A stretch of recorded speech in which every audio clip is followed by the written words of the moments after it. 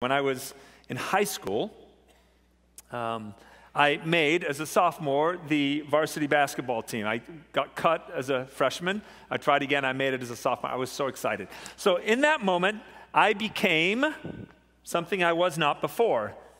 I became a member of the team, or a player on the team. So I had a new identity. Okay? And here's the truth that I want you to go away with today. You might want to write this down. I live who I believe I am. I live who I believe I am. So when the coach told me you are now a player on our varsity basketball team, I started to believe that's who I was. And what I started to do is I started to watch the other boys on the team, and I realized that they had certain tendencies. They took care of themselves. They worked really hard. They got the proper rest. They tried to develop their skills. They went to camps and all this kind of stuff. And these tendencies led to actions. The biggest action that it led to was practice. They practice and practice and practice.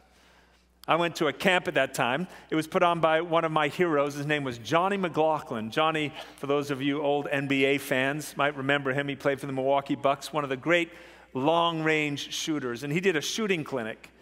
And he taught us how to shoot. And he told us his practice regimen when he was growing up in Indiana. And for those of you who are basketball players, you'll appreciate this. So you've got the 5 around the world spots, like at the three-point line. He would start on the one on the side, and he would shoot until he made 10 in a row. And then he would go to the one at the 45-degree angle, and he would shoot until he made 10 in a row. Then he'd go to the top of the key, and he'd shoot until he made 10 in a row. If he missed the third or fourth one, he would go all the way back to the beginning. And we'd start over until he made 10 in a row. And over here until he made 10 in a row. And he would not allow himself to eat dinner until he'd made all 50 in a row every night. This is how Johnny McLaughlin became one of the best shooters in the history of the NBA. So I thought, I'm going to do that. I'm going to do that.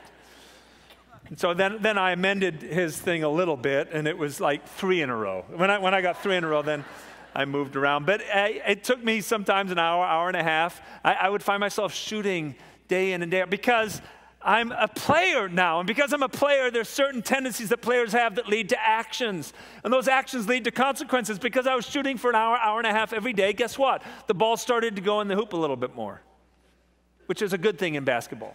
It's really good when it goes in. And because I started to become a better shooter, the new reality was I was now a contributing member to the team. I actually had something to offer.